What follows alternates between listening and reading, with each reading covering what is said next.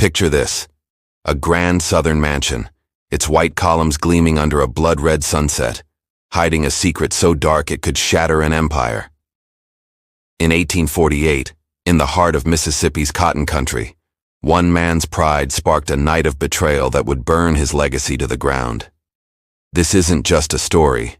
It's a descent into a hidden chapter of American history where power, cruelty, and defiance collide. Buckle up, because we're about to uncover a truth that was never meant to see the light of day. Welcome to a tale that will grip you, haunt you, and make you question the cost of absolute control. In 1848, in the humid fever-dream haze of the Mississippi cotton parishes, Colonel Nathaniel Harper became the architect of a night that would salt the earth of his own legacy forever.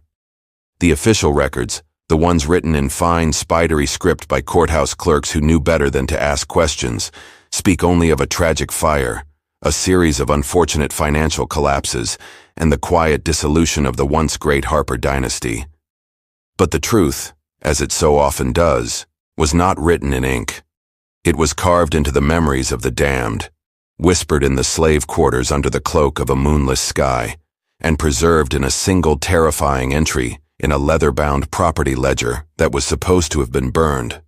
The entry doesn't mention a fire and it doesn't mention money. It simply lists a name, Eleanor, followed by a notation that reads, "Transferred to the stud quarters for the use of the 7. October 12th. You're not supposed to know what that means. You're not supposed to know about the 7 or what the colonel did to his own wife in the shadow of the great house he'd built on the backs of others. But tonight, we are breaking the seal on that room. We are walking back into the heart of that darkness, to the moment when a man's pride became a weapon and he decided that to destroy the woman he owned, he would first have to give her away. What we are about to uncover is not just a story of historical cruelty, but a map of psychological terror so profound it erased a family from history. And you're not just watching this, you're becoming part of the excavation. The Harper Plantation, known as Belle View, the beautiful dream, was a masterpiece of deception. From the river, it looked like a paradise sculpted from the sweltering Mississippi loam. A great white house with columns like bleached bone rose from a sea of emerald green cotton, its windows catching the brutal sun and flinging it back in blinding flashes. A 2-mile avenue of live oaks, draped in the spectral lace of Spanish moss, formed a grand corridor leading to the main house, a path designed to awe and intimidate visitors in equal measure. But by 1848, the dream was rotting from the inside out.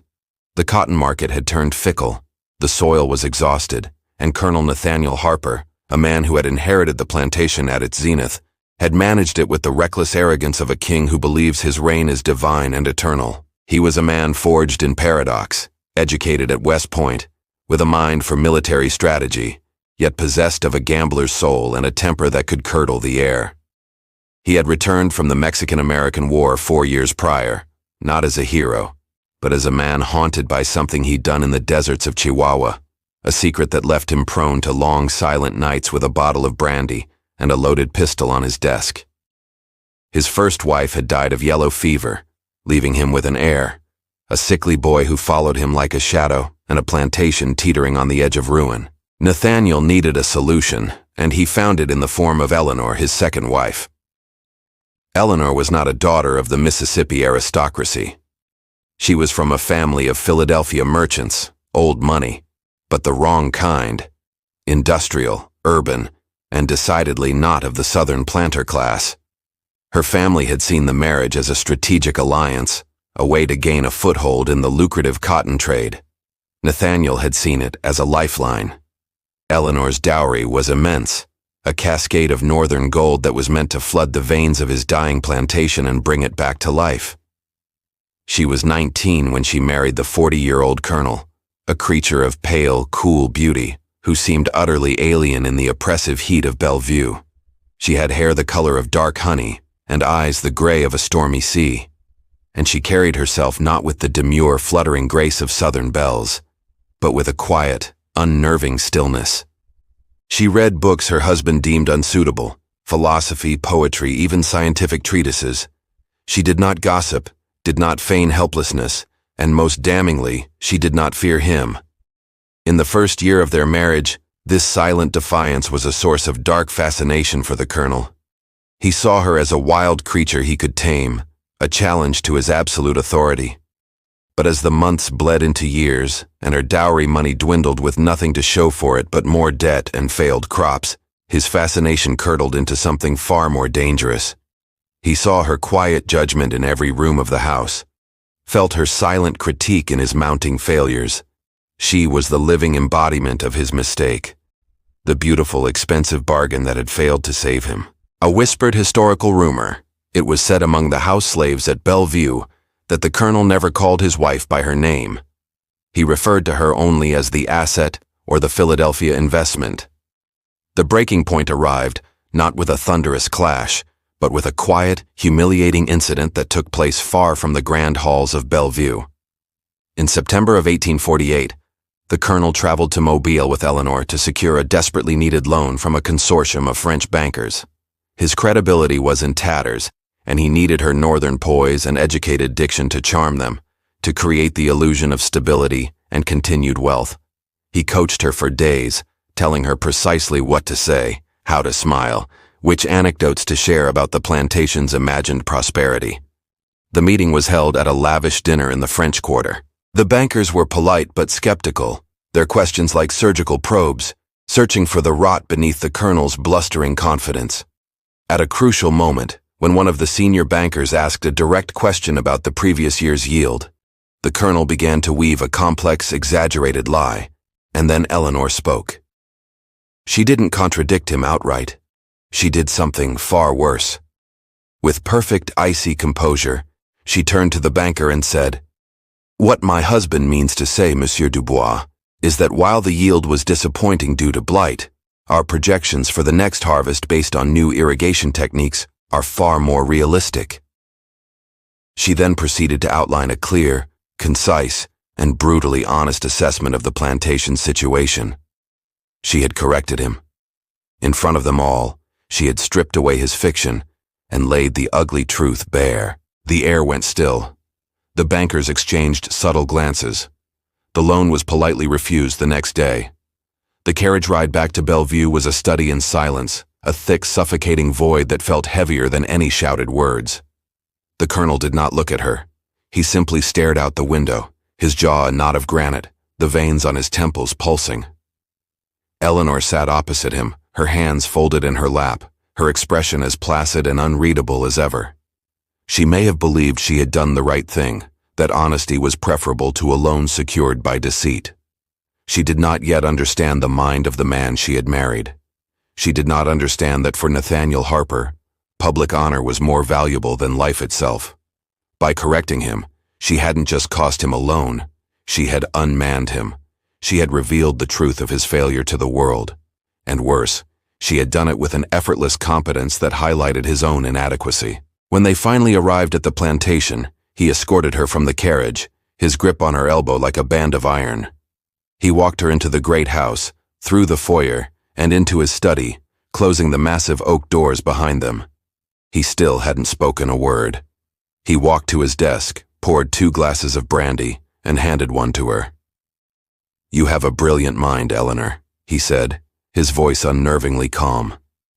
"Too brilliant, I think, for a woman. It makes you proud, and pride, my dear, is a disease that must be cured." She watched him, waiting. The cure, she imagined, would be a slap, a week of cold silence, a restriction of her privileges. She could not have possibly conceived of the truth. "You believe you are my partner," the colonel continued, swirling the amber liquid in his glass. "An equal. You believe your intelligence gives you the right to amend my word, to manage my affairs. You have forgotten your place. You have forgotten what you are." He took a slow sip of brandy, his eyes never leaving hers. "You are my property, Eleanor. Your dowry is spent. Your family is 1,000 miles away. Your name is mine. This house is mine. Your body is mine. Every breath you take is by my permission." The words hung in the air, cold and heavy.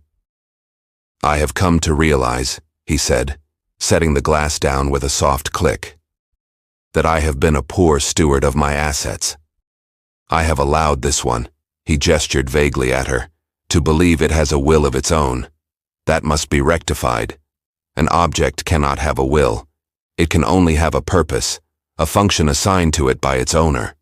He walked to the window and looked out at the slave quarters, their rough cabins barely visible in the encroaching twilight.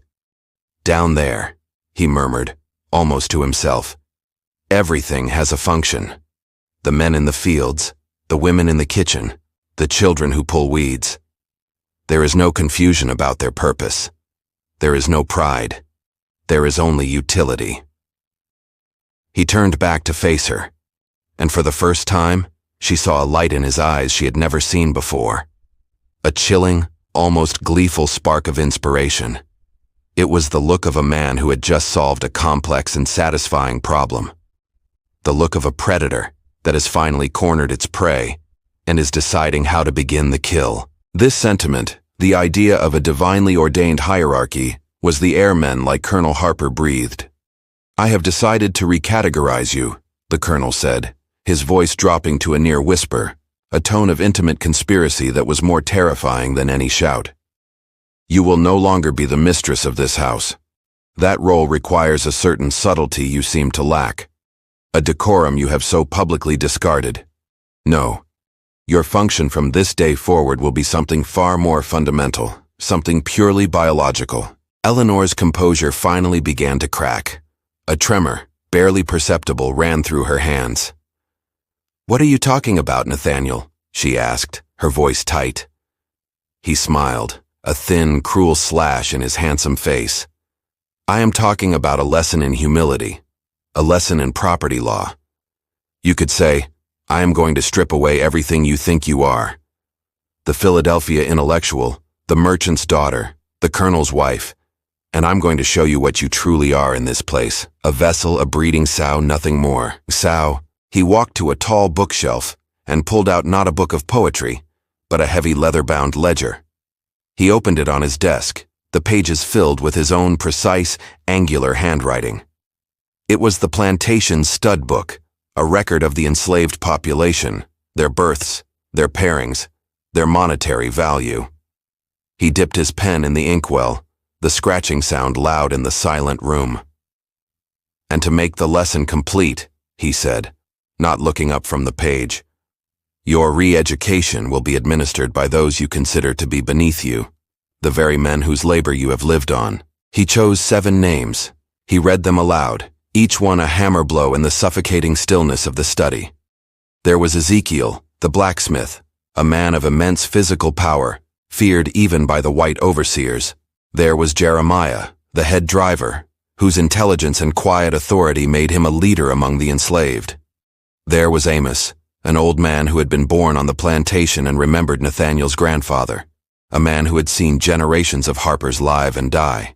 There was Gideon, the cooper, known for his skill with his hands, and 3 others, younger field hands, Caleb, Silas, and Noah, all of them strong, all of them having transgressed in some small way in the past, earning the colonel's particular notice. He was not choosing them at random. This was a calculated act of psychological warfare aimed at everyone. For Eleanor, it was the ultimate degradation. For the 7 men, it was a horrifying, impossible command, a forced participation in their master's cruelty that would stain them forever. For the rest of the enslaved community, it was a terrifying message. No one is safe. The master's power is absolute, and his madness knows no bounds. "These 7, the colonel declared, tapping the list with his finger, "will be your tutors. They will teach you the meaning of submission. They will teach you your new purpose. You will be housed with them. You will eat with them, and you will be available to them tonight and every night until I decide the lesson is complete." Eleanor stared at him, her mind refusing to process the words. It was a joke, a sick, monstrous joke designed to frighten her into submission. "You are insane," she whispered, the words catching in her throat.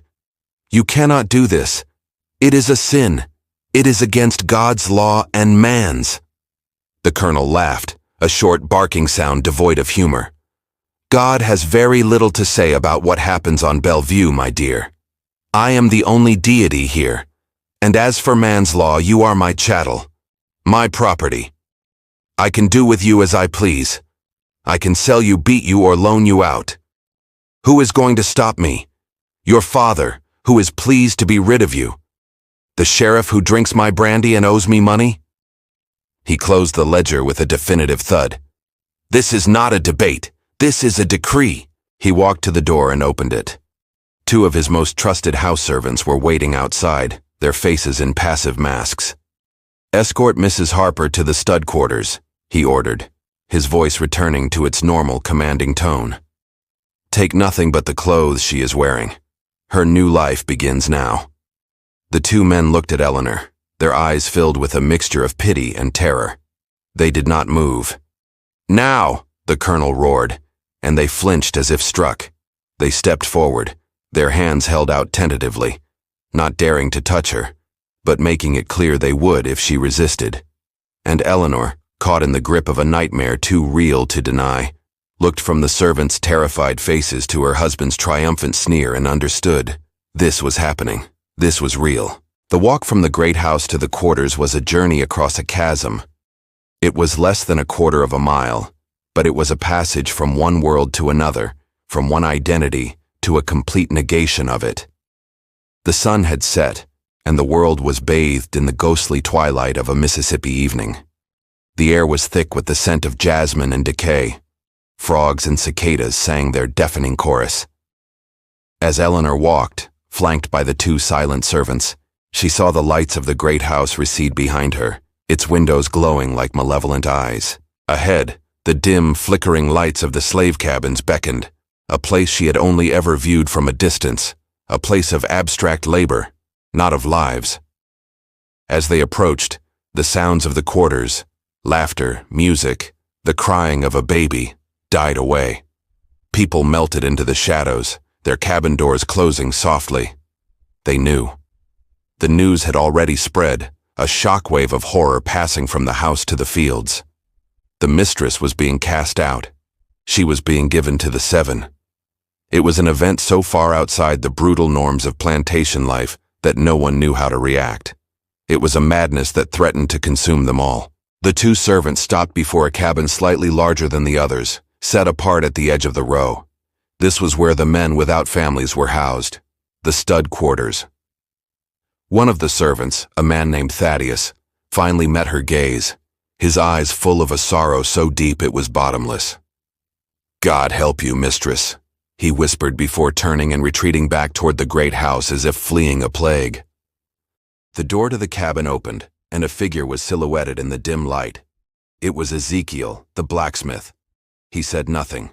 He simply stood aside, holding the door open, waiting for her to enter the abyss. Entering that cabin was like being buried alive. The air was the first thing that struck her. A dense, suffocating mix of sweat, wood smoke, packed earth, and unidentifiable cooking smells. It was the scent of humanity, stripped of all comfort and privacy. After the spacious, perfumed rooms of the great house, it was a physical assault. The interior was a cavern of shadows lit by a single sputtering tallow candle that threw distorted figures against the rough-hewn log walls. 7 men were inside. They were not looking at her. They were arranged around the small space, each man seeming to carve out a piece of territory for himself, their postures radiating a tension that was almost electric. Jeremiah, the driver, was sharpening a knife by the small hearth, the scrape of steel on stone the only sound. Amos, the old man, sat on a low stool, his face a mask of weary resignation, staring into the flames. The younger field hands were clustered in a corner, their faces turned away as if they could refuse to see what was happening. And Ezekiel stood by the door, a mountain of a man whose silence was more intimidating than any threat. They were all trapped.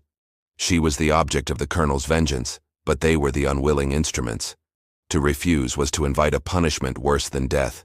To obey was to become monsters in their own eyes. Eleanor stood just inside the doorway, her fine silk traveling dress a grotesque absurdity in this place of dirt floors and patched clothing. Her mind, the sharp analytical mind that had so offended her husband, was failing her. There were no words, no arguments, no strategies for this. It was the end of reason. For what felt like an eternity, no one spoke. The silence was a living thing, filled with the unspoken horror of their situation.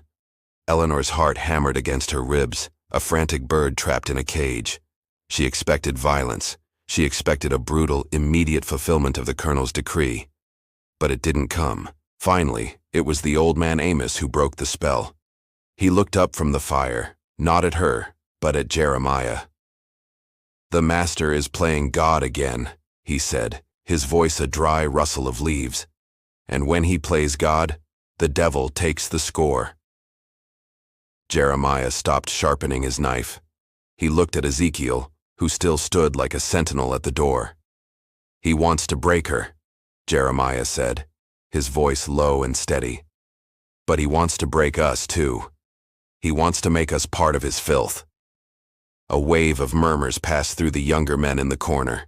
Fear, anger, helplessness. They were caught in an impossible vice. Noah, the youngest, barely 20, spat on the dirt floor. "She ain't our concern, it's his orders." Ezekiel finally turned from the door, his gaze sweeping over the men and finally reluctantly settling on Eleanor. His eyes were not filled with lust or cruelty. They were filled with a profound, soul-deep weariness. "She is in this room," he said, his voice a low rumble. "That makes her our concern. Whatever happens tonight, it happens to all of us." He was right. The colonel had locked them all in the same cage. Their fates, for this one night, and perhaps forever, were now inextricably, horrifically linked. The beautiful mistress and the 7 slaves, they were all just the colonel's property, pieces to be moved in his sick and twisted game. A surreal, chilling visual description. Later, Eleanor would remember the way the candlelight caught the edges of the men's tools hanging on the walls, the blacksmith's hammer, the cooper's adze, the driver's whip.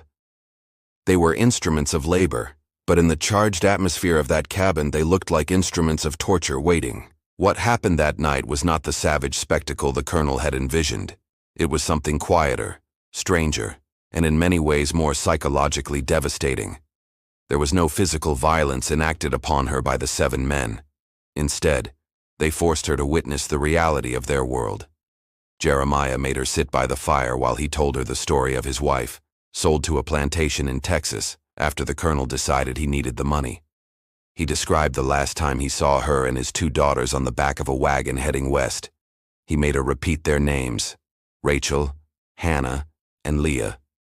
Ezekiel showed her the scars on his back, a grotesque latticework of raised white lines from a whipping he'd received for trying to stop an overseer from beating Amos.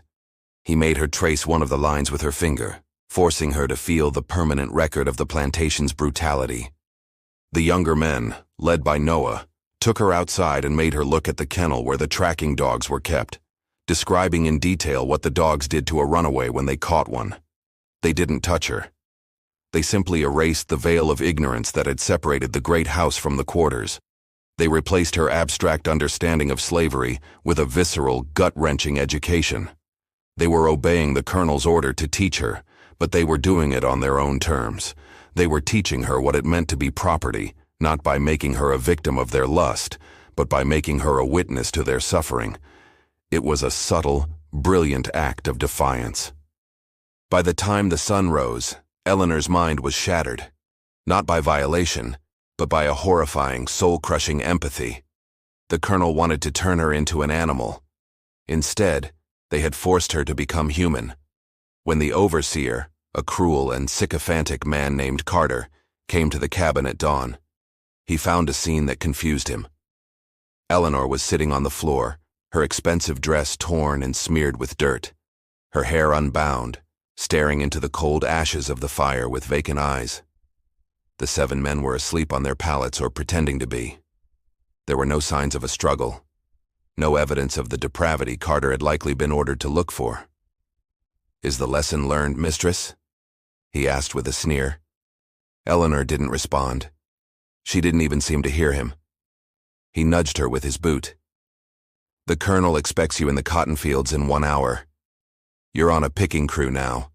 Ezekiel will show you what to do." And just like that, her transformation was complete. She was no longer Harper, mistress of Belle View. She was a field hand. Her name was now just a number on a ledger. The other enslaved workers watched her that first day with a mixture of fear, pity, and suspicion. She was a ghost walking among them, a symbol of the master's unpredictable madness. Ezekiel taught her how to pick cotton, a heavy sack slung over her shoulder. He showed her how to pull the bolls cleanly to avoid damaging the plant. The work was brutal, back-breaking labor under a sun that felt like a physical weight. Her soft hands were blistered and bleeding within the first hour. Her muscles, unaccustomed to anything more strenuous than walking in the garden, screamed in protest. She fell repeatedly, dizzy from the heat and exhaustion. But every time she fell, one of the 7 was there to pull her back to her feet, their faces grim and unreadable. They were keeping her alive, not out of kindness, but because they understood she was now part of their collective fate. Her survival was tied to theirs. Days bled into weeks. The fine silk dress was replaced by the rough Osnaburg cotton tunic of a field hand. Her skin, once protected by parasols and shade, darkened and burned in the sun. The weight fell from her body, replaced by the lean, hard muscle of manual labor. But the most profound change was internal. The silence. She stopped speaking almost entirely. The world of books, philosophy, and witty conversation was a distant memory from another life, a dream she'd once had.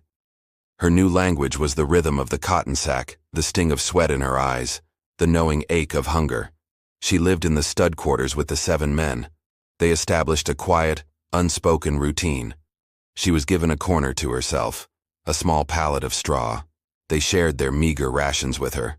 They never spoke of that first night, but it hung between them always, a shared trauma that bound them together in a way no one outside that cabin could ever understand. The other enslaved people began to accept her presence, if not her. An old woman named Mama Ruth, the quarter's healer and spiritual leader, would sometimes leave a poultice of herbs for cut hands. Children would stare at her, the strange white woman who worked beside their parents, their eyes wide with a mixture of awe and fear. She was becoming a part of the landscape of their suffering. And in the great house, Colonel Nathaniel Harper watched. He would stand on his veranda in the evenings, a glass of brandy in his hand, and look down at the woman who had once been his wife, toiling in the mud. He was waiting for her to break. He was waiting for her to beg, but she never did. Her silence was a new kind of defiance, one he hadn't anticipated, and it was beginning to unnerve him. The colonel had expected her to die. Woman of her delicate breeding, thrust into the brutal world of the cotton fields, should have succumbed to heatstroke, disease, or exhaustion within a month. Her survival was an affront to his sense of order. It was also a practical problem. His plan, he revealed to Carter one drunken night, had been simple. After she was sufficiently broken, she would have a tragic accident in the fields, a stray swing of a hoe, a fall into the grinding machinery of the cotton gin. He would mourn his beautiful, troubled wife, and then he would be free to pursue his real objective, marrying a wealthy Creole heiress from a neighboring parish, a girl of 16, whose father owned 3 plantations and had no sons. Eleanor's continued existence was an obstacle to this grand design. The fact that she was being kept alive by the very men he had chosen to destroy her was an irony that infuriated him. He began to apply more pressure. He ordered Carter to cut the rations for the stud quarters. He assigned Eleanor and the 7 to the most grueling tasks, dredging irrigation ditches in the snake-infested swamps, working the night shift at the ginning house, a hellish place of dust and deafening machinery. He was trying to force a breaking point, to create a situation so desperate that either Eleanor would perish or the men would turn on her. But he had fundamentally misunderstood what he had created. By forcing them into a shared crucible of suffering, he had forged an alliance, a silent, grim conspiracy of survival. They protected her. When the rations were cut, Amos, who knew every edible root and leaf on the plantation, foraged for extra food. When she collapsed from heat, Gideon would create a distraction, allowing Jeremiah to carry her into the shade. They were no longer just 7 men and their master's cast-off wife. They were a unit. The first clue that the colonel's dynasty was beginning to crumble came not from the fields, but from the great house itself. The house servants, who saw and heard everything, began to whisper. The colonel was drinking more heavily than ever. Creditors from Mobile were now visiting weekly, their carriages arriving unannounced, their faces grim. The Creole heiress he had been courting had abruptly broken off the engagement, her father having heard disturbing rumors about the fate of the colonel's second wife. The story, in a twisted, garbled form, was leaking out. It was said that Mrs. Harper had gone mad, that she had run off with a slave, that she had been committed to an asylum. The one thing no one in polite society could imagine was the truth, because the truth was simply too monstrous to be believable. But the rumors were enough. The Harper name was becoming tainted. One night, Jeremiah found Eleanor sitting outside the cabin, staring up at the great house. It was the first time in months he had seen her display any emotion other than numb endurance. There were tears, silently tracing paths through the grime on her cheeks. "You still think of that as your home?" he asked, his voice gentle. She shook her head. "I was thinking," she said, her voice raw from disuse, "that he built his house on a foundation of human misery, and a house built on such ground cannot stand. It must fall." In that moment, Jeremiah saw that the colonel had failed. He had not broken her. He had burned away everything that was weak and frivolous, leaving behind something hard and sharp and dangerous. He had not created a victim. He had forged a weapon, a whispered historical rumor. It was said that on the night Eleanor was cast out, Mama Ruth performed a ritual at the edge of the cotton fields, burying a lock of Eleanor's hair with a vial of snake venom and cursing the Harper bloodline for 7 generations. The plan began to form in whispers. In stolen moments behind the ginning house, in the pre-dawn darkness before the work bell rang, it was not Eleanor's plan. Not at first. It was Jeremiah's and Ezekiel's. It was a simple, desperate plan of escape. They would take Eleanor with them and head north, using the network of sympathetic free blacks and Quakers that snaked its way up from Mississippi. Their reasoning was pragmatic. A runaway white woman, especially the wife of a colonel, would create a scandal so enormous it would bring the authorities down on Belle View, giving the rest of the runaways a better chance to scatter and disappear. Eleanor, however, had a different idea. "Escape is not enough," she told them, her voice gaining a strength they hadn't heard before. "If we just run, he wins. He will claim I was abducted. He will hunt us down, and he will still have this place. He will still have everyone else. We cannot just run from him. We must destroy him." The men looked at her, shocked. This was not the broken woman they had been protecting. This was someone else. "How?" Ezekiel asked, skeptical. "He has the law, the money, the patrols." "He has a secret," Eleanor countered. "He has 100 secrets. I lived in that house for 2 years. I organized his papers.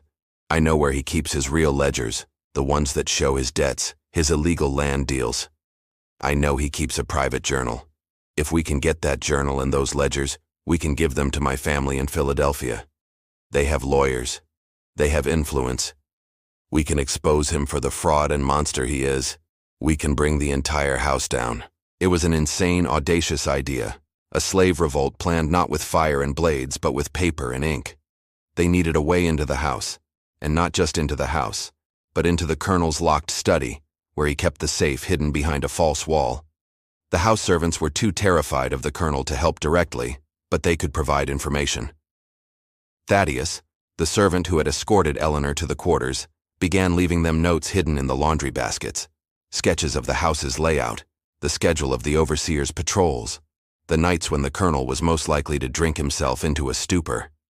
Gideon, the cooper, who sometimes did repair work in the great house, managed to make a wax impression of the study's key. Ezekiel and his forge would spend weeks secretly and painstakingly crafting a duplicate. They decided to act during the autumn festival, a rare night when the colonel allowed a carefully controlled celebration in the quarters, complete with extra rations of rum designed to release tension and keep the workforce complacent. The noise and drunkenness of the festival would provide the perfect cover for their mission. 7 men and 1 woman, bound by a shared secret, were now plotting the downfall of a king in his own castle. Eleanor, using a piece of charcoal on a piece of stolen parchment, began to write. She was drafting a letter to her father in Philadelphia, a detailed, damning account of everything that had happened. It was a confession, a testament, and a declaration of war. If they failed, if they were caught, she wanted the world to know the truth. The document was their insurance, their final defiant cry into the void. As the night of the festival approached, the tension on the plantation became a palpable thing. The colonel seemed to sense a shift in the air, a change in the demeanor of his slaves. The sullen obedience he was used to was now tinged with something else, a watchful, coiled energy he couldn't quite identify. He became more erratic, his punishments more arbitrary and severe. He had a young boy whipped for dropping a tool, and he ordered Carter to make an example of Noah, one of the 7, by placing him in the stocks for a full day without water for an imagined infraction.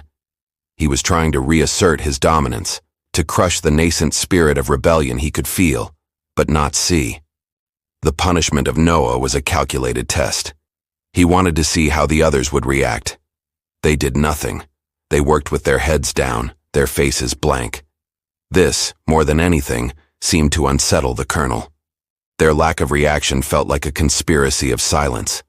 That night in the cabin, they tended to Noah's dehydrated and broken body. He was feverish, his back raw from the sun. "We should go now," Silas, another of the younger men, urged. "Forget the papers. We run tonight." "No," Jeremiah said, his voice firm. "We stick to the plan. He's trying to provoke us. He wants us to do something rash. We wait for the festival. We do it clean. We do it right." Eleanor, cleaning Noah's wounds with a cool cloth, looked at the faces of the men around her. In just a few months, these 7 strangers, these instruments of her husband's cruelty, had become her family. She would not leave them. They would see this through to the end together, whatever the cost. The night of the autumn festival arrived on a wave of suffocating humidity. A full moon hung in the sky, hazy and yellow, looking down on Belle View like a jaundiced eye. In the quarters, a great bonfire was lit, its flames leaping into the darkness. The fiddles started up, a frantic, joyful sound that belied the terror simmering just beneath the surface. The colonel and Carter stood on the veranda of the great house, watching, glasses of rum in hand. This was the moment they had planned for. While the colonel was distracted by the celebration, Eleanor and Jeremiah would slip away and head for the house. The other 5 men would remain at the festival, creating a visible presence, ready to cause a diversion if needed. Eleanor had changed out of her field clothes. Mama Ruth had given her a simple dark dress, something that would allow her to move without being easily seen. Her hair was tied back, and tucked into her belt was a small, sharp knife, a gift from Ezekiel. As the music reached a crescendo, Jeremiah gave her a subtle nod. It was time. They moved away from the fire, melting into the deep shadows at the edge of the cotton fields that ran right up to the back of the gardens. They crept along the edge of the fields, the sharp leaves of the cotton scratching at their skin, their hearts pounding in time with the distant drums. The great house loomed before them, a dark monolith with only a few windows lit, the fortress of their oppressor, and they were about to walk right into the belly of the beast. Getting inside was easier than they had feared. Thaddeus had left a cellar door unbolted, just as he'd promised in his last cryptic note. The cellar was cool and damp, smelling of earth and aging wine. They moved through the darkness, their hands tracing the rough stone walls until they reached the stairs leading up to the kitchen. The house was quiet, the servants either in their own quarters or joining the festival. They could hear the faint sound of the colonel's voice drifting from the front parlor where he was entertaining Carter. They crept up the servants' stairs, each creak of the floorboard sounding like a gunshot in the silence. The door to the study was at the end of the main upstairs corridor. Jeremiah stood guard, watching the top of the main staircase while Eleanor approached the door. Her hands were shaking as she inserted Ezekiel's crudely made key into the lock. It resisted. For one heart-stopping moment she thought it wouldn't work. She took a breath, steadied her hand, and tried again, jiggling it gently. There was a soft metallic click. The door swung open into darkness. She slipped inside, closing it behind her, leaving Jeremiah as a shadow in the hall. The room smelled of her husband, Brandy, cigars, and something else, a faint cloying scent of decay. She moved by memory, her hands finding the familiar shapes of the furniture. She went straight to the bookshelf, felt for the hidden latch of the false wall, and opened it. The safe was there, a cold iron square set into the wall. She didn't have the combination. She had never known it, but they had planned for this. From a small pouch at her waist, Eleanor produced her own key, a heavy iron crowbar taken from the cotton gin. Ezekiel had ground the tip to a fine, sharp edge. It was heavy, and her first attempt to jam it into the seam of the safe door resulted in a loud scrape of metal on metal. She froze, listening. From downstairs, she heard the colonel laugh at something Carter had said. She took another breath and set to work. It was grueling, desperate labor. She wedged the tip in, put her entire body weight behind it, trying to pry the door open. Sweat poured down her face. Her muscles, hardened by the cotton fields, strained. Minutes felt like hours. The metal groaned in protest. She could hear Jeremiah shifting nervously in the hall. Any moment they could be discovered. Any moment the colonel could decide to come upstairs. Finally, with a screech of tearing metal, the lock mechanism gave way. The safe door swung open, and inside was almost nothing. A few stacks of worthless Confederate bonds, a deed to a parcel of swampland, but no cash, no private journal, no ledgers. A cold dread washed over her. He had moved them. He knew, or he suspected. It was a trap. As her eyes adjusted to the dim light, she saw it. Lying at the very back of the safe was a single object, a small ivory music box, one her mother had given her as a child. He had left it there for her to find. It was a message. "I know you're here. I'm playing with you." And then she heard it. Footsteps on the main staircase. Heavy, deliberate, coming for them. "Jeremiah!" She hissed through the door. "He's coming." Jeremiah flattened himself against the wall as the footsteps reached the top of the stairs. It wasn't the colonel. It was Carter, the overseer, a lantern in one hand and a horse pistol in the other. He was coming to check the study, a prearranged patrol. He saw Jeremiah a second too late. Before Carter could raise the pistol, Jeremiah launched himself out of the shadows, slamming the overseer against the far wall. The lantern crashed to the floor, the glass shattering, the oil spilling across the wooden floorboards and igniting instantly. Flames erupted, climbing the velvet drapes with terrifying speed. Carter raised his pistol, but Jeremiah brought his fist down on the man's wrist, sending the gun clattering across the floor. They wrestled in the flickering, growing light of the fire, a desperate, silent struggle. Eleanor burst from the study. "The papers aren't here!" she yelled over the roar of the flames. She saw the pistol on the floor, dove for it, and her fingers closed around the cold metal just as the colonel appeared at the top of the stairs, drawn by the commotion. He took in the scene in an instant, his wife with a gun, his overseer fighting a slave, his house on fire. His face contorted into a mask of pure rage. "You!" he bellowed, charging toward her. She scrambled backward, raising the heavy pistol with both hands, the barrel shaking. "Stay back, Nathaniel," she screamed. "It's over." "It's over when I say it's over, you treacherous bitch," he roared, lunging for her. She pulled the trigger. The explosion was deafening in the narrow hall. The pistol kicked back, slamming into her wrists. The colonel stopped, a look of stunned surprise on his face. He looked down at the dark spreading stain on his white shirt, then looked back up at her. He took one more step, then crumpled to the floor. The fire was consuming the hallway, the smoke thick and choking. Jeremiah finally subdued Carter, knocking him unconscious. "We have to go," he yelled, grabbing Eleanor's arm and pulling her toward the back stairs.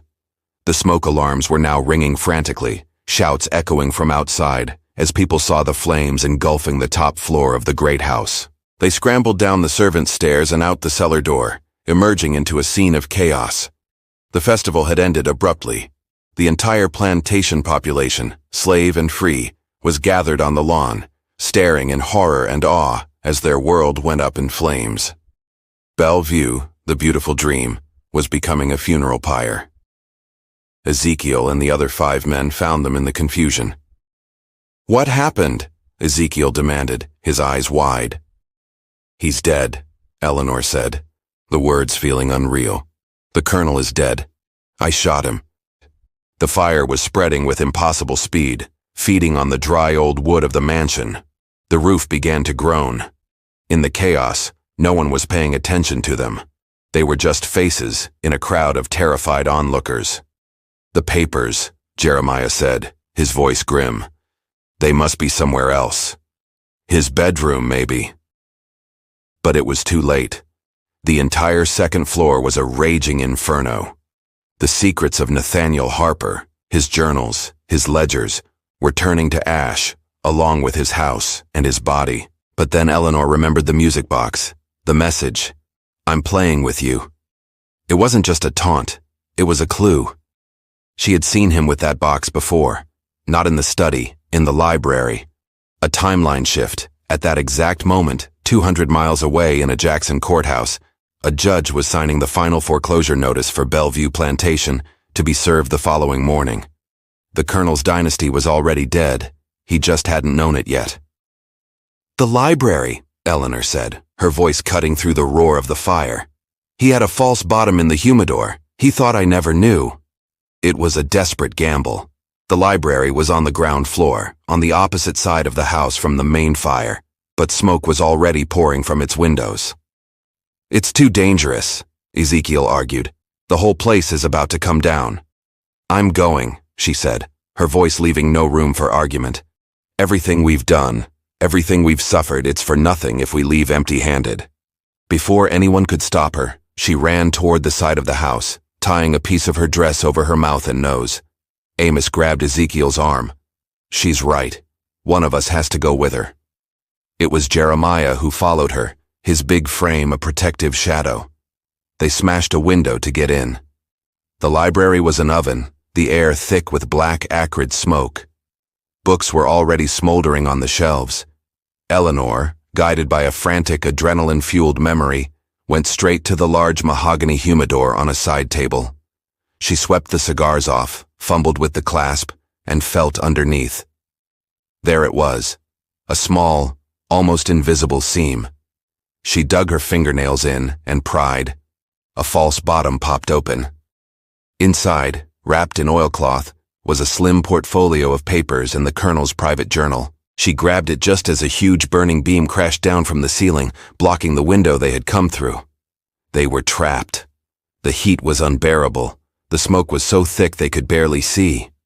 "This way!" Jeremiah yelled, pulling her toward the back of the room, toward the French doors that opened onto the garden. They were locked, the brass handles almost too hot to touch. Jeremiah didn't hesitate. He picked up a heavy armchair and hurled it through the glass panes. They stumbled out onto the veranda, gasping for clean air, their lungs burning, just as the main roof of Belle View collapsed with a deafening roar, sending a shower of sparks and embers into the night sky. The great house was gone. The symbol of their oppression was a raging inferno. They rejoined the others in the chaos, Eleanor clutching the oilcloth-wrapped packet to her chest like a sacred relic. No one had seen them. The focus was entirely on the fire, on the futile attempts to save the outbuildings. Under the cover of the confusion, the 7 men and Eleanor, along with others who had been part of the secret conspiracy, melted away into the cotton fields.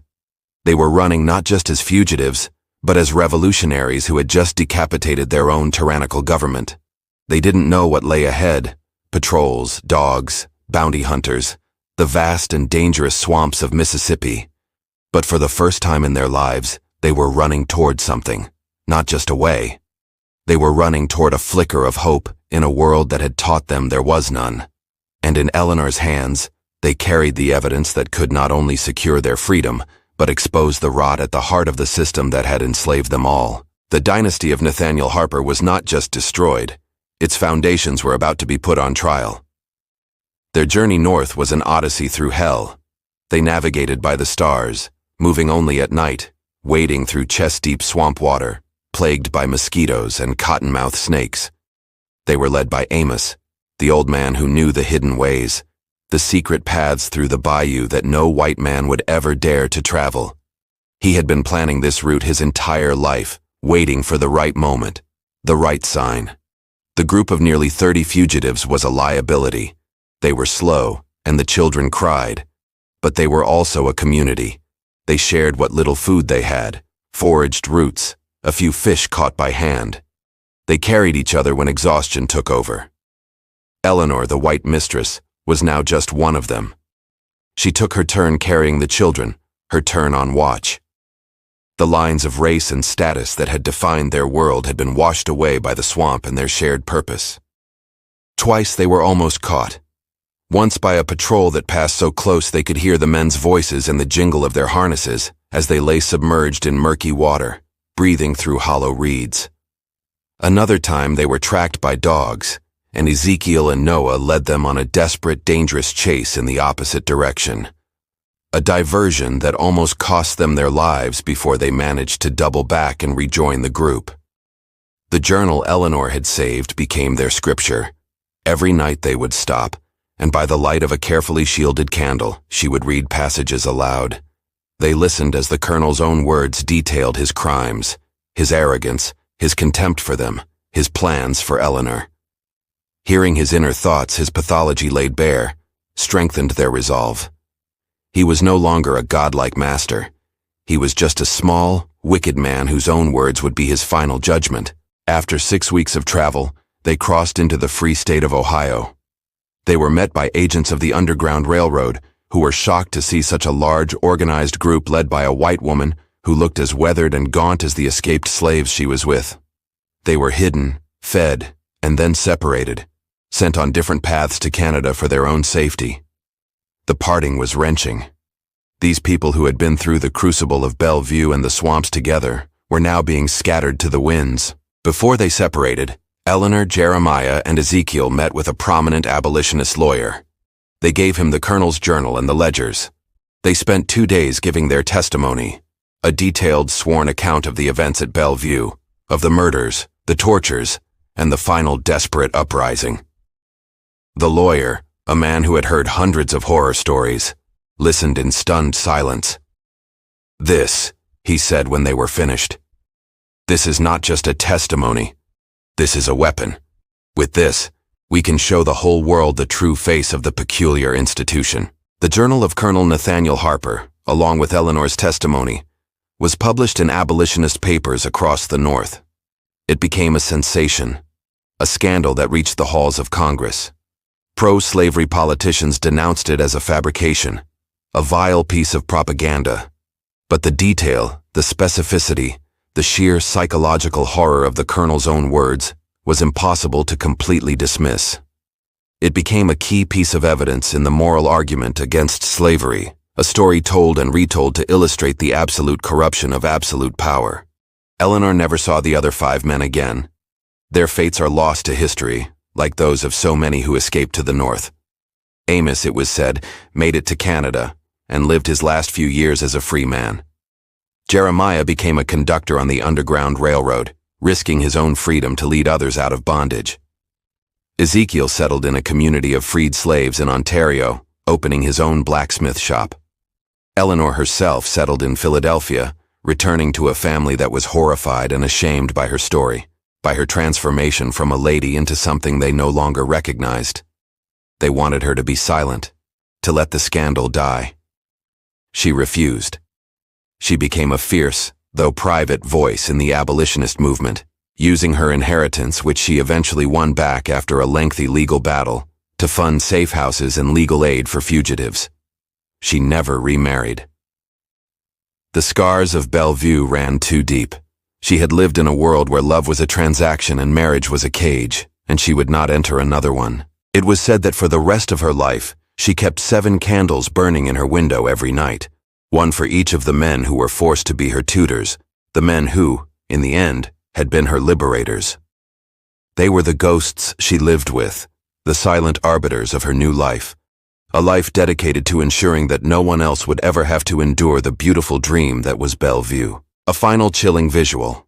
A photograph exists, taken in the 1870s, of an older Eleanor. She is dressed in simple black, her hair gray. She is not smiling. Her eyes, the color of a stormy sea, stare directly into the camera, and they hold a look of such profound, chilling knowledge that it is difficult to look at for long. It is the look of a woman who has been to the bottom of the abyss and has returned to tell the tale. The story of Belle View became a dark legend, a cautionary tale whispered in the South and shouted as an indictment in the North. But as with all legends, the truth became fragmented, obscured by politics and time. The official record in Mississippi still states that Colonel Harper died a hero, trying to save his home from a fire started by rebellious slaves. His name is on a monument in the local parish. History, as they say, is written by the victors, or at least by those who control the archives. The true history, the one written in the colonel's own hand, was deemed too incendiary, too shameful to be widely acknowledged. But it never truly went away. It survives in abolitionist pamphlets, in the footnotes of academic texts, and in the oral traditions of the descendants of those who escaped that night. It serves as a stark reminder that beneath the veneer of mint juleps and Southern hospitality lay a foundation of systemic psychological terror, a world where a man could declare himself a god and enact horrors upon his own family, his own wife, with absolute impunity. The destruction of the Harper dynasty wasn't just about a fire or a single act of violence. It was the implosion of a world built on a monstrous lie, the lie that one human being can own another. Nathaniel Harper's attempt to unmake his wife, to strip her of her humanity, backfired with biblical force. In trying to turn her into an object, he only revealed the utter monstrosity of his own soul. This case forces us to confront a deeply unsettling aspect of human nature, the terrifying link between power, pride, and cruelty. Colonel Harper was not an uneducated brute. He was a product of the finest military and social education his society could offer. His evil was not born of ignorance, but of arrogance. He believed so completely in his own superiority, in his right to control, dominate, and define the reality of others, that any challenge to that control was met with disproportionate pathological violence. His actions were not just an attack on Eleanor. They were an attack on the very idea of a shared humanity. He sought to create a world in miniature where he was the sole arbiter of value, of purpose, of life and death. Belle View was not just a plantation. It was a laboratory for absolute power. And what the story shows us is that such power doesn't just corrupt. It hollows out the soul, leaving behind nothing but a consuming need to see one's own reflection in the terror of others. It's a glimpse into the darkness that festers when society grants one group the authority to treat another as less than human. The horror wasn't just what he did, but that the world he lived in was constructed to allow him to do it. And so we are left with the echoes of that night, the echoes of a gunshot in a burning hallway, the whispers of a conspiracy in a dark cabin, the defiant scratching of a pen on parchment. The story of Eleanor Harper and the Seven is more than just a historical account. It's a parable about the nature of resistance. It suggests that sometimes the most powerful revolutions don't begin with armies, but with a refusal to be broken. It was Eleanor's refusal to beg, the seven men's refusal to become the monsters the colonel wanted them to be, that ultimately lit the fuse. They fought back, not just with violence, but with testimony, with truth, with the radical act of bearing witness. But does the whole truth ever really come out? The journal was published, but how much was redacted to protect the sensibilities of the time? What really happened between Eleanor and the seven men after they escaped? Did their shared trauma bind them forever? Or did the ghosts of that first night eventually tear them apart? The records are silent. The deepest secrets of Belle View may have burned with the house, leaving us with only questions that haunt the edges of the official story. What do you think really happened to the other 5 men? And what does this story tell us about the hidden cruelties that history chooses to forget? This story of Belle View leaves us with more than just a chilling tale. It's a mirror held up to the darkest corners of human nature. What do you think became of the 5 men whose fates were lost to history? And what does this story reveal about the truths we bury to preserve a comfortable narrative? Drop your thoughts in the comments below, and if this journey into the shadows gripped you, hit that subscribe button and ring the bell for more untold stories that history tried to lock away. Until next time, keep questioning, keep searching, and never stop seeking the truth behind the beautiful dreams that hide nightmares.